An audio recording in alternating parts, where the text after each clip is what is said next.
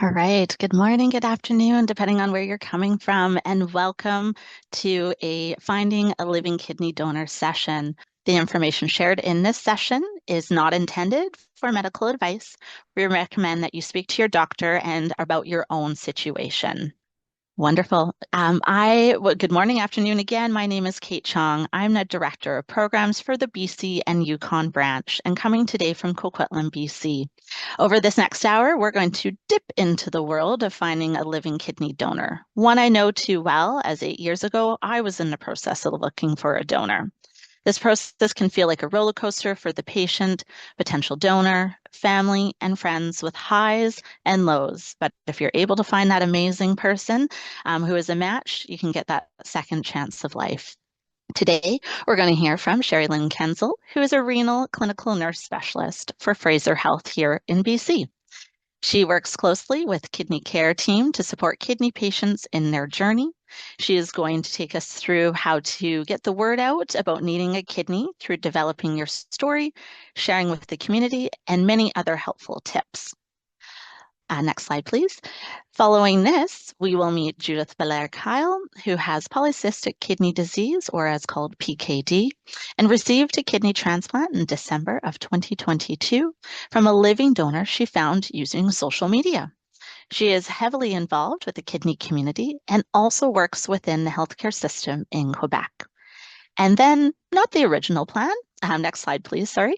Not the original plan, but due to a panelist not being well today, I will be sharing my journey in finding a living kidney donor. So I am wearing a few hats in my world, including working for the Kidney Foundation, volunteering within the kidney community through research, speaking engagements, and events, to being a mom of two very busy toddlers.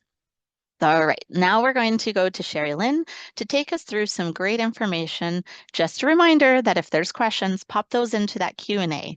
Sherry Lynn, I'm going to hand it over to you. Thanks, Kate. That's great. Welcome, everyone. During this session, we'll provide an overview of different ways that you can try to find a kidney donor in a way that feels most comfortable to you. Next slide, please. So, embarking on the journey to find a living donor for yourself or for someone else can be overwhelming, and it's normal for people to feel uneasy or anxious about it. And if it's okay, I'm going to launch a poll now, and I'd just like you to pop in maybe a word on how you're feeling about thinking as you join this. Are you feeling anxious or uncomfortable, hopeful, neutral, or determined? So I'll just wait a moment and allow you to put in your where you're at.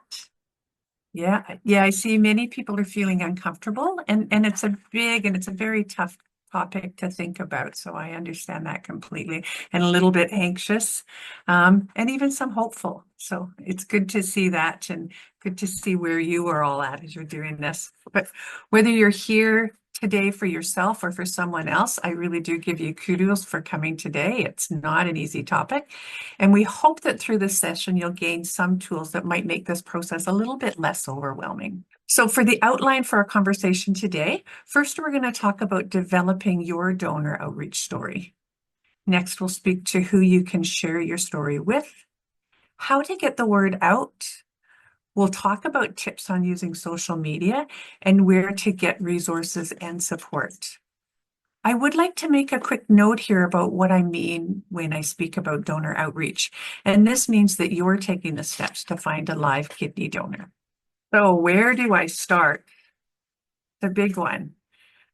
When I've talked to people about live donor outreach, many folks have said, I could never ask for a kidney. And I suggest don't ask for a kidney, share your story. Asking someone directly for a kidney is not recommended because it may put direct pressure on that person hearing your story to donate to you. And people are not allowed to give their kidneys if they feel they're being coerced in doing so. So we invite you to start shifting your thinking from asking to sharing my story. Shifting it from, I have to ask for a kidney, to, I'll tell people about my medical need and see if there's a response. And when you are sharing your story, just be open and honest with others about your health. So now you may be wondering, what exactly is a story? Well, everyone's story is unique to their situation. There are no hard and fast rules when it comes to sharing your story. But here are a few guidelines to help you as you create your own version. First, start with your medical situation and your need for a transplant. Speak to the fact that your doctor is recommending that you try to find a living donor.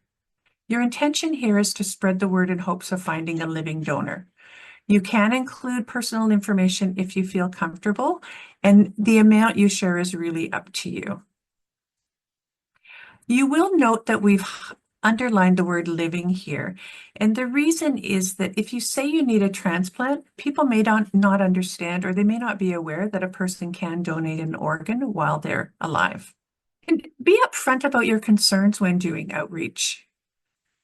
You can share, I don't want anyone to feel pressured to donate, and provide reassurance. I understand that donation is not right for everyone, and our relationship will not be impacted in any way. And as you're sharing your story, make sure you thank people for letting you share your story, and invite anyone interested in exploring donation to contact your transplant center for more information. Reassure them they can receive more information without any obligation at all to proceed, and they can do this confidentially and at their own pace. So, developing your story. Here are a few things to keep in mind. Be honest. If it's hard to bring up the topic, say that. You could say, you asked how I'm doing, and it's actually not easy for me to talk about. Be yourself. If you tend to joke around a lot, incorporate humor into your story. If you're a more private person, then don't share every detail about your health when you're sharing your story. Be clear. Share that your doctor has recommended that you find a living donor, and use the words live donor instead of just transplant, so it's clear what you're talking about. Just to remind people that a living person can donate one of their kidneys. And be positive. We encourage you to keep the message hopeful because it leads to a more positive response from potential donors. And feel free to use any of the examples you hear from today, or what you may receive in our donor outreach letter that we'll share with you later on, and use those as part of your story. So next, who do I share my story with? And really, you never know who may be interested in donating a kidney. Giving an organ is not the right fit for everyone. For some people, living donation is something that seems right to them. For others, it does not, and it doesn't have anything to do with your relationship with them. So when you think about sharing your story, and you think about looking at potential people to talk to, and sometimes we'll call that a donor pool, first we encourage you to speak with your family and friends and colleagues, and also think about your social networks, your clubs, churches, and sports teams. So think of those people you have that connection with. And it's also a great idea to start with people in Canada first, wherever possible, as it's a much more streamlined process. So, who are these people donating their kidneys? I put together a general profile of people who've donated their kidneys. Living donors are often related to the recipient, but not always. Many donors do not need to be asked. Most donors want to do something meaningful. They want to help. And donors feel honored to be able to give that gift of life. So the next question you might ask yourself is, where do I find someone like this who will donate to me? Probably the biggest question you're asking. All right, great. We suggest that at first you do donor outreach with those closest to you, which is usually those family and friends. After that, if you feel comfortable, you can reach out to those who aren't as close to you. For some people, that may be some people you were in a club with, a neighbor, an acquaintance at your temple or church, or your colleagues. Don't exclude anyone from hearing your story. You never know who will offer to donate or help spread your word. Are there any ideas as you're thinking about this and listening to that? Do any of you have ideas where you could reach out to? And feel free to pop anything in the Q&A section. It can be can be a lot to think about, but really we do encourage you, really think about those communities, those people you know, those people you interact with in your daily life that may help. When we're thinking about this, everyone has different comfort levels. Some people are shouting from the rooftops the moment they know they may need a transplant. Others may not tell anyone for a while and may even struggle to tell their close family members. I'll be suggesting a number of different ways of spreading the word, but it may not be a good fit for you, and that's okay. A great way to spread the word is to have a family or family member or friend help you spread the word on your behalf. We call these people donor champions. Using a donor champion reaches people outside of your circle and puts even less pressure on the person hearing your story as it's not coming directly from you. Donor champions can take the pressure off of you needing to tell your own story. Being sick and feeling vulnerable about it with others can be very hard. Some people send out a group text, an email, or an actual letter telling their story. I know someone who gave an update on their son's need for a live donor in their annual Christmas letter to family and friends. There's no right way. It's what you're comfortable with and what makes sense to you. Next slide, please. So face-to-face conversations and getting the word out. Face-to-face conversations can be hard, but meaningful. We're going to do a couple of short role plays and show how you can take the opportunity and be up front when they ask, hey, how are you? I'm going to do both roles. So let's see. In the first scenario, Jody is the person with kidney disease who's doing donor outreach, and Christina is a friend of mine that I'm meeting up for coffee with. So Christina says, oh, hey, hi, Jody. How are you? Nice to see you. Nice to see you too, Christina. How are you? Just fine. Busy week. Glad we can finally catch up. What's new with you? Jody, well, lots of stuff with my health still. As you know, I've had kidney disease, and I've had a conversation with my doctor last month, and she said my kidneys aren't doing well and that I should start thinking about trying to find a living donor. So that's been on my mind a lot. I've been doing some reading about it. So yeah, that's me. How about you? Doing donor outreach in this way lets people know about your medical need. It opens the door for conversation if the person is open, and it puts less pressure on them than asking outright for a kidney. I'll try another scenario. In the second scenario I'll discuss, Christine is the person with kidney disease, and she runs into her neighbor while doing yard work. Christina says, oh, hi, Jody. Hi, Christina, how are you? I'm fine. How are you doing? Not bad. Just trying to get a start on the yard here. I haven't seen you out and about lately. Have you been busy? Christina, I've been quite busy with lots of appointments. My health actually isn't great these days. I'm sorry to hear that. Is it your back problems again? No, actually, it's my kidneys. I don't know if I've ever mentioned to you before, but I have kidney disease. Oh, really? Yeah, it's at the point where I'm now looking for a live kidney donor since my kidneys are failing. Jody, oh no, I'm sorry to hear that. An uncle of mine had something going on with his kidneys a few years back. We encourage you to take stock of what you're comfortable with. And then we challenge you to go a little bit out of your comfort zone. For example, you may not be comfortable sharing your story with the grocery teller, but you think you could work up the courage to tell your colleague how you really are doing. So how to get the word out? There are other ways to get the word out involving getting involved and getting creative. So getting involved in an organization that supports kidney patients, such as the Kidney Foundation of Canada or the Polycystic Kidney Disease Foundation, is a very great place to connect.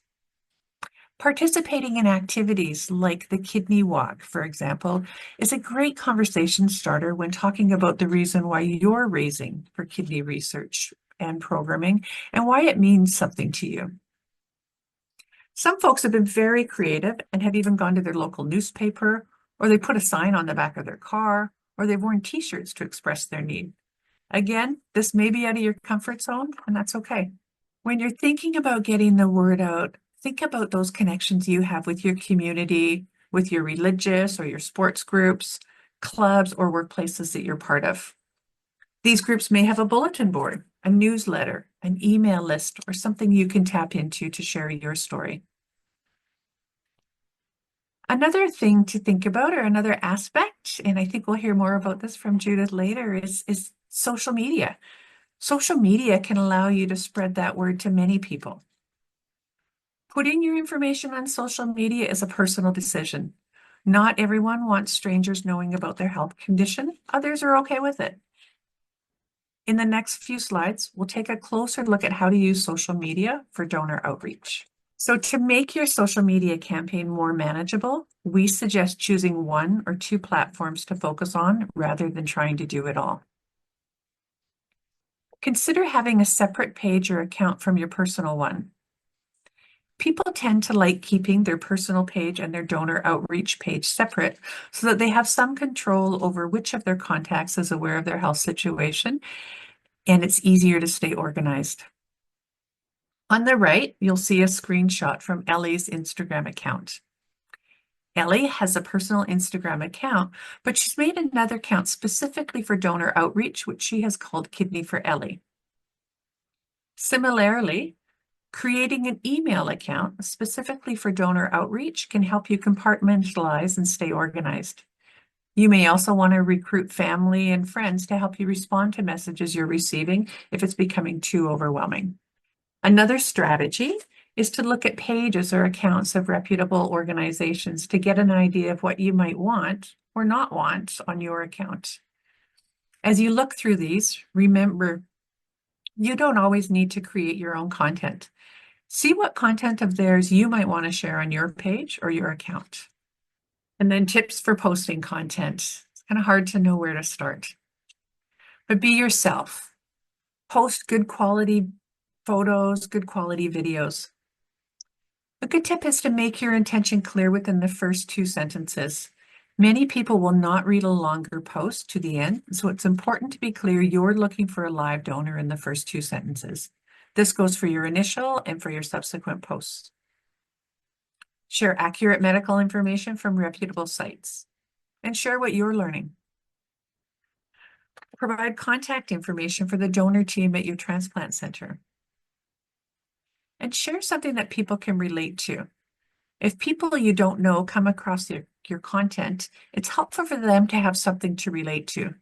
Maybe it's the fact that you're a young mom with kids, or maybe you're an artist, or maybe you have sports activities that people can relate to. So feel free to share and have them get to know you. And ask people to share. Share with their friends, share with those that they know, and just share broadly. Here's an example which kind of brings all of those tips together.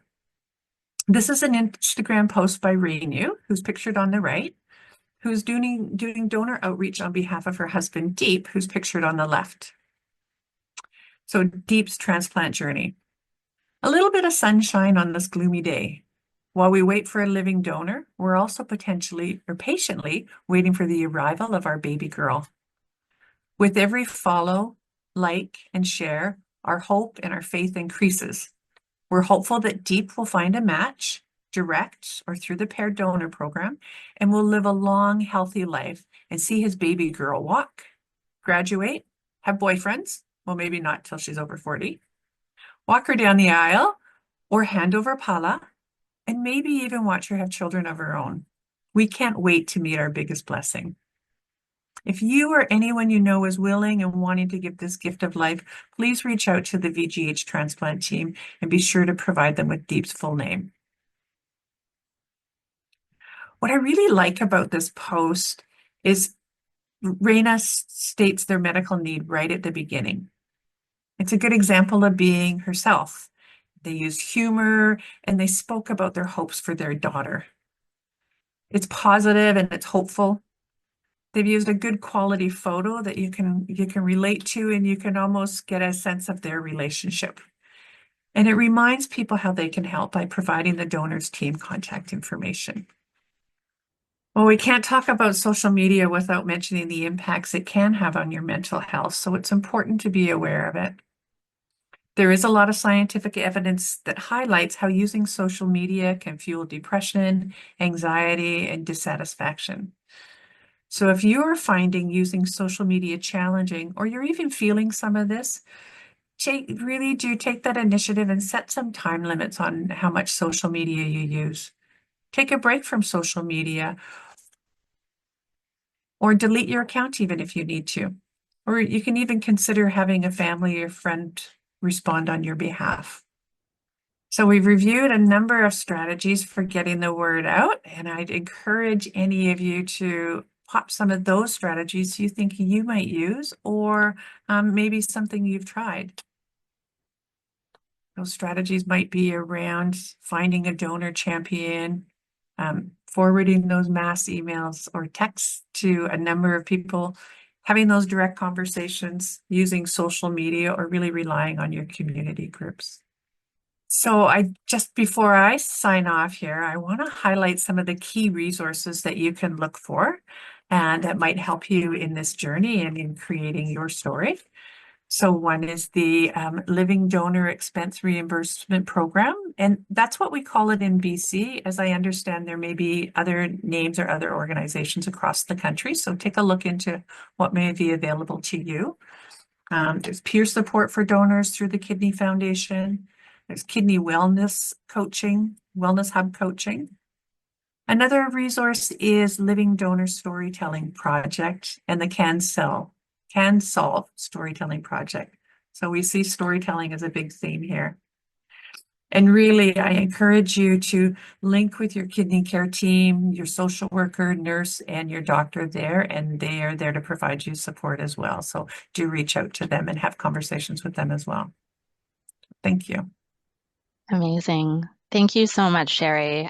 Such important information of how to go about sharing your story can be done in so many different ways. And we'll post those resources that are listed here, but the actual links in the chat for everyone. So if you want to go and take a look a bit closer too, we greatly appreciate your time, Sherry, and sharing all that important information. We'll have you back here in a little bit for a bit of a conversation. Again, thanks for all the love, everybody. That's fabulous. So we'll do questions at the end and hopefully answer them live. So if you have questions that have popped up during Sherry's presentation, put that in the Q&A. We'll either answer those live or through the chat as appropriate. And yeah, more or less, we're now going to pivot and we're going to go to a few personal stories, impactful stories. And first, we're going to start with Judith, who's coming today from Quebec, and she'll be sharing her story in French. So just a reminder, if you need that translation on the interpretation at the bottom there, just hit French or English. And Judith, I will send it over to you. Please share us about your journey in finding a living kidney donor. On l'a nommé un petit peu au début de la rencontre, mais dans le fond, moi, j'ai la polycystique rénale, j'ai 38 ans. Puis je sais que j'ai la polycystique depuis que j'ai 15 ans parce que j'ai eu du sang dans mon urine, en fait. J'ai eu quelques complications à travers les années. Kidney function every year and taking my blood samples and all of that. So in 2018, I thought everything was doing great. I was 32 years old. I finished my master's degree. And after finishing my master's degree, I did a road trip to the United States for 17,000 kilometers. I found a new job. I found myself a new boyfriend when I moved out. So new job, new boyfriend. My life was really at the summit. And I wanted children, but I hadn't found the right partner to have them with. So in 2019, I met my boyfriend and I say, if within a year, on the second date, I told him this, if in a year we're together still, I want us to start a family. So all my cards were on the table and he says, well, we'll see if that works out for us, obviously.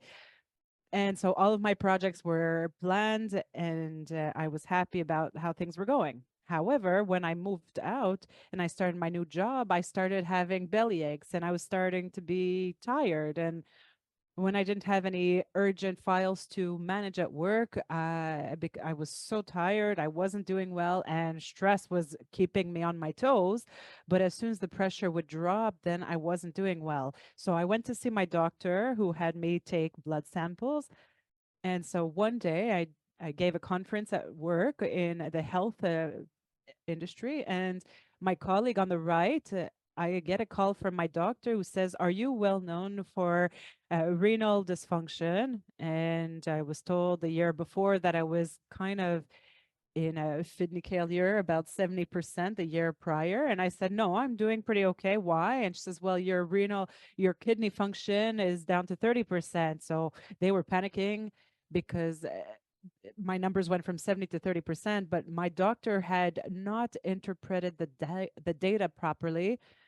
And so the only medication that can slow down the kidney, polycystic kidney disease, and I had to take an appointment with a nephrologist. And at that moment, they told me that I couldn't get better unless I had a kidney transplant. And I was at 20% of GFR at that moment. So all of my plans were going down the drain. They were stopped, and I found it was like in the worst times of my life because I was truly ready to start my family. I had waited for so long to find the right partner. I had him in my life, and we were at 6 months to starting our family project, and everything was falling. So in 2019, I spoke with the nephrologist, and he told me that yes, we don't do this often in Canada. We don't ask living donors for kidneys very often. They do it in the United States and other countries, but you might be able to find a champion who could help you to find someone. In 2019, I did nothing. I spoke about my story to the family just to update them, just like Sherry showed us earlier. And I spoke about it around me, but in my head, I didn't know yet when or how soon I could get a transplant, because you can't get a transplant when your kidneys are in severe uh, dysfunction. And so eventually, I went on sick leave in 2020. You could see the color of my face changing into more gray, and I spoke with a few of my friends about my situation, and I realized that around me, nobody was giving themselves up for volunteering a kidney. I didn't want to put any pressure on them. I didn't want them to think, oh, I have to save my friend, or just like Sherry was saying earlier, here's my story, here's where I'm at. And if there are any questions about the process, then I was answering them, but I wasn't looking for a living donor yet. In 2020, I realized that my kidney function was dropping quickly, and I was in terminal kidney failure, a globular defibrillation, and my doctor didn't want to put me on dialysis until I was at 10. And that meant I wasn't winning any points for transplantation, because in order to obtain a transplant of a cadaveric donor, the points they give you are in function of the amount of days that you have dialysis. And I didn't have any, so I was stuck there, but I wanted children. So we froze some of my ovulas because I didn't know when I would get a kidney transplant. And so I didn't know who around me was going to give me a kidney. And so I started a Facebook page. I told my story. And the angle I took was, hello, I'm 35, 36 years old. I want children. I can't have any. I need a transplant. I need a living donor. Otherwise, I don't know how soon I can create my dream. I started talking on the radio because some people contacted me after my message. And afterwards, I started choosing events in which I could push my message forward. For example, the Walk for Kidneys, or Polycystic Kidney Walk, or sending out letters to selected media with my story. And there's also the march on this date. And here's the information on kidneys. Here's the information on donors. And so the information I was comfortable with was by transmitting information on kidney disease and on the marches or walks that we were organized. And it made it lighter for me because I didn't feel like I was asking for a kidney to people, but I was telling my story and, sharing the information on kidney disease. So I started a blog named PKD Warrior, and I was talking about how my research was going and how I was learning about the information. Were often sent to me through social media, and that's what I did in 2020, 2022. I was very involved, even if I was very sick, and it was my full-time job when I had energy and I was working on looking for a kidney. Next slide. In September 2022, I had been looking for a kidney for about 2 years on social media, and it wasn't working.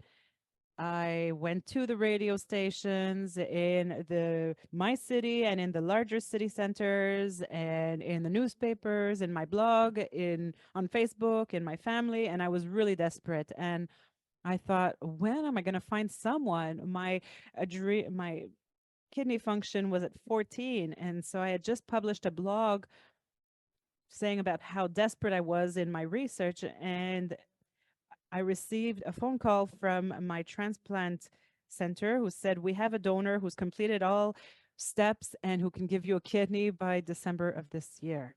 So on the left, you see my donor. His name is Frederick.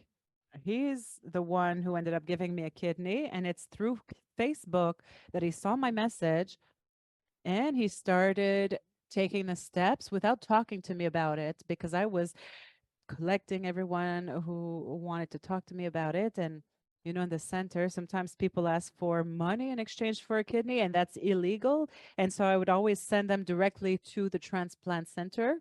It's important for you guys to know that. And it also gives you less false hope, and it allows them to get the proper information without any pressure. And so that's really important. He's the one who gave me a kidney. He gave me a kidney on the 1st of December 2022. So it was really good at the moment that I learned I had a donor until the transplant. And what you see on the left is Frederick's kidney that was being entered into me. There was a little documentary that happened on Radio-Canada about the transplant, or on CBC. And that's me in the evening after the transplant. I wasn't ready to walk yet, but the next day at 6:30 a.m., I was up and ready. I mean, that one was painful, but and then it's not so bad the days afterwards. My recovery went very well.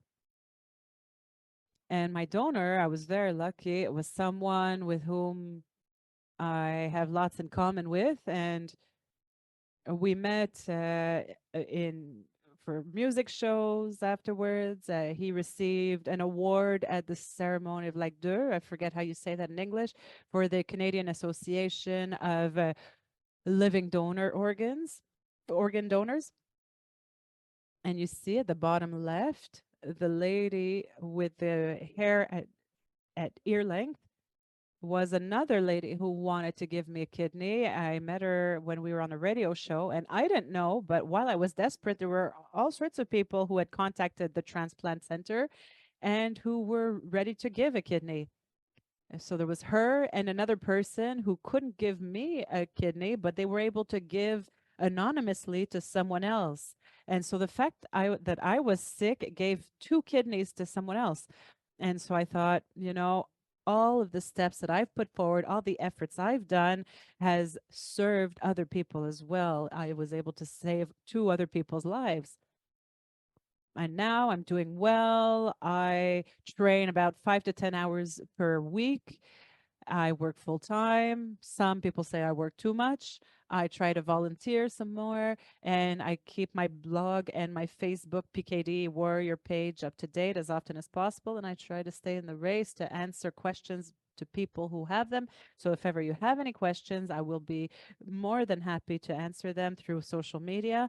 It's as if I can give back for what I've received. I mean, this kind of experience has to serve others. Otherwise, it doesn't make any sense. It doesn't contribute to a larger sense or a larger purpose. And so quickly, we're taking steps now to have children. We're doing genetic selection for preemptive diagnostic to make sure that my children don't have the polycystic disease. But that's another subject for a day. Oh, Judith, what an inspirational piece and a few information that I just learned through listening to your journey. And we are so thankful for you to share that. And I see lots of love coming in from those that are listening with us today. So I can't thank you enough because as you stated, not only did you, were able to find a donor for yourself, but you were able to help others and you continue to. And so being here today, thank you so much for that. Appreciate it. Wonderful. Okay, well, we'll come back to you here. I see a couple comments here. We do have a couple questions that come in, which we'll answer at the end here. So thank you. Next slide, please. So not the original plan as I stated, but here I am, and I am happy to share with you my journey within my kidney journey here over the last 14 years is when mine began. And I was in my mid-20s at the time, and I, was dealing with really bad headaches. No idea what was going on. Everyone kept saying, oh, they're migraines and that sort of thing. I always had high blood pressure, but we called it kind of the white coat syndrome. And I was mid-20s. No one was really worried about me. Well, I just became more and more sick to the point that I walked myself to the hospital one day because I had almost lost sight and that sort of thing. I now know I should have called 911 at the time. Needless to say, I got to the hospital. They did my blood pressure. It was extremely high. And so I immediately was escorted in. And they started doing the diagnostics things. And they came to me saying, hey, do you have kidney issues? And I'm like, no, what are you talking about? Other than strep throat here once in a while, that's about all I've had in my life. And who knew that that day my life would change? And so, yeah, 14 years ago in January, and the top left corner, I think on my screen, hopefully it's the same for yours, is me actually in an ambulance heading from a smaller community hospital to a larger one. And, the following 5 days as I was monitored, it was, a life-changing moment that I went from living my normal life to living with a chronic disease. And my kidney function was right on the cusp. So I was either going to head to dialysis or I was going to stabilize. I am thankful every day that I was able, with blood pressure medications and general lifestyle changes, I was able to stabilize. But in those first few months afterwards, it was, initiated to me that a living donor should be looked for right off the bat. So learning so much, not only about myself and my new condition and just kidneys in general, I dove in and I was like, okay, how am I going to make this happen? And I actually saw someone on a news morning show sharing about their story. And I, through different ways, found my way to her and we connected. And she's like, let me help you. I'm going to create, and Facebook was a thing in 2011. And so she created a Kidney for Kate page. And she began that and said, okay, let me help you start that process, which I was very thankful for. And then I was able to utilize that page to share. So like Sherry said, sometimes having something separate from your normal is a really great idea, just to share that. Now, the benefit is as the months went on, I was very fortunate that I stabilized and I actually increased my function, which I know is not the norm.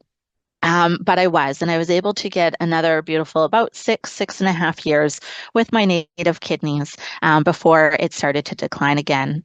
In that time, I went on to try to kind of live my life and work, and I met my future husband all in that time. Similar to Judith, right? You're living your life, you're trying to make the best of it at the time.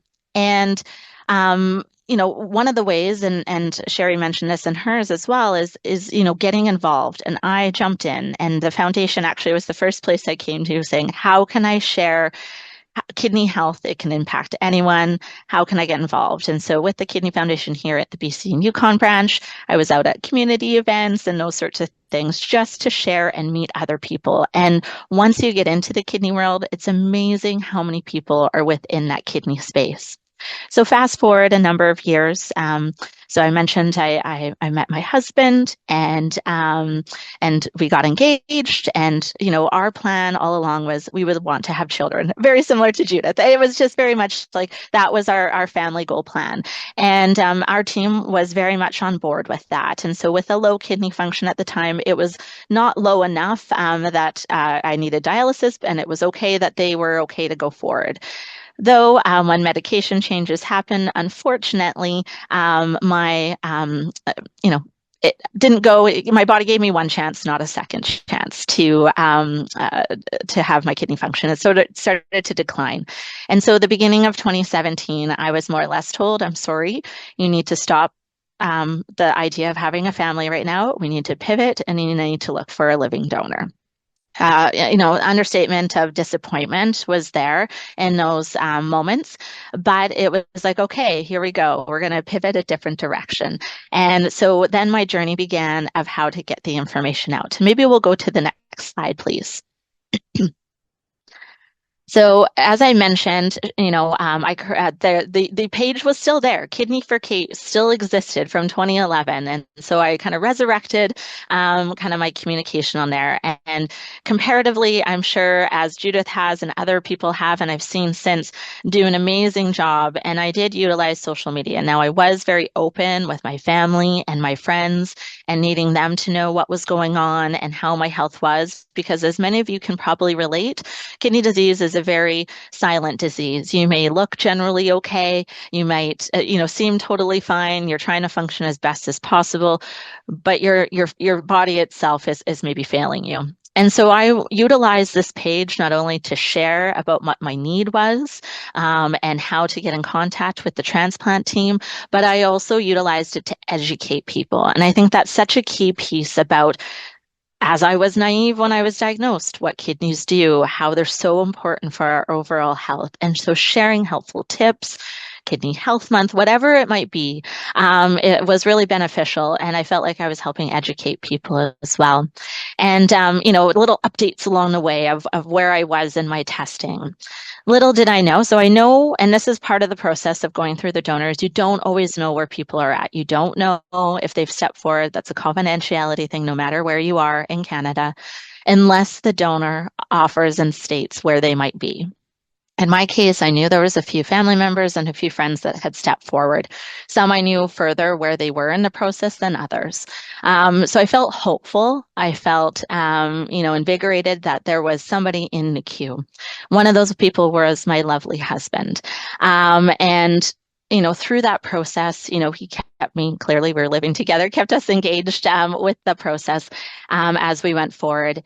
And I think the biggest piece for me was at one point, and this is where communication, if someone does share with you, is I had a lot of my eggs in his basket as a hopeful candidate. And I know he was very open to me saying, I'm feeling a little bit of pressure, not to be good donating, just that we're having so much hope that I'll be the match.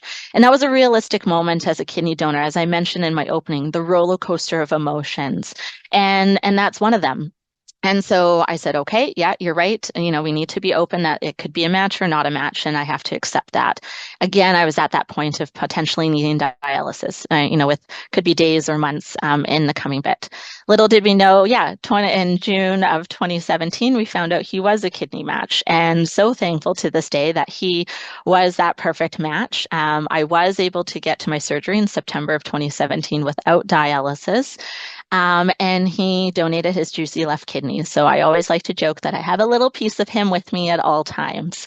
And so, our journey during the surgery was very wonderful. And, his recovery, and I know that was a question that kind of came in as well, around the recovery piece for a living donor. Those first couple of weeks, aren't super comfortable, especially when a healthy person steps forward to being a donor. It's kind of oh my goodness, yes, you just donated a kidney. And so your body takes some time to recover, but you just have to be kind with yourself as well as the recipient, right? There's the medication changes, all those sorts of things. So taking day by day that recovery process. Again, I was very clear with my team about what I wanted in my life, which was a family. And so when that 1 year mark after surgery came up, I said, all right, what do we got to do to make this happen? And so medications were changed. And maybe I'll go to the next slide, please, as I kind of finalize my story here, is that I said, I'm ready to have a family. Now, we made those med changes, and thank goodness it stays stable. And it was like nothing ever changed. And I moved forward. The process of having a family took its normal, maybe bit of time to process. And we almost thought we might have to go to the IVF. But little, I was able to, very fortunately, have two beautiful children over this last, it's going to be 5 years. And 5 years ago, right now, I was pregnant with my first daughter, Adeline, who actually, this picture's from this morning for Pink Shirt Day. Being able to have these two beautiful little miracles that have been able to provide so much joy and stress, as any parent can relate. But I would never change anything for the world. And all of this because of a beautiful gift from a living donor. So as I leave you today with my story, I say if you're not feeling like you can share your story, look for someone to be your advocate because your story is important. Choose, the way you feel comfortable in sharing. Let that be through emails, just communications, social media. Be kind to yourself, keep positive, and of course, be your own advocate as well. So I'll leave you with that, my journey and my crazy little family this morning as I attempted to get them out the door. So thank you for that. And we'll go to, actually, we're going to unshare the screen and I'm going to see a few questions have come in. So this is really great. So hopefully we can, Judith and Sherry, I'll get you guys to unmute. And I'm going to ask a few questions. And Sherry, the very first one off the bat was just, and to your role, you may be able to answer this or not, but what are the risks to a donor and what is the general recovery time after surgery, if you feel comfortable sharing that? Yeah, I can share what I know. It's a risk as with any medical procedure, any procedure where you are getting an anesthesia. There are risks involved in that. Although I will say the biggest thing to know is that the pre-transplant team does an amazing job at looking at and assessing for any potential complications that they can foresee. So they make sure that that donor is absolutely as healthy as possible before they even consider proceeding. So I think that's a really important thing to know. It is a procedure, it is a surgery, there are risks involved, but really it's an incredibly robust screening process. Recovery time itself is, again, as with many surgeries, it is usually about 6 weeks until you're able to resume kind of your normal activities of daily life. Usually within a week or two, maybe 2 weeks, people are able to resume kind of light duties, like, basically everyday daily activities and light housework, but not those big, heavy, you're not going to go jogging right away. So it'll take a little time for that. And those around you get to take care of you. So that's the big No, thing. amazing. Well, thank you so much. And Judith, for yourself, and I've been kind of shared that we are going to have to end a few minutes early. So we're not going to get to a lot of these questions, but we will put in the chat the email for some of these questions to come forward with you. But Judith, your recovery for both you and your donor was quite good? Mine took a while longer. It took like 9 months for me to go back to work. I had a lot of pain, but it's because I walked so much. They told me to walk to get better, so I walked like 3 miles in the hospital the first week, so that was too much. And Oh, yes, there you go. yeah, I'm an overachiever sometimes. But my donor was out of the hospital 3 days later.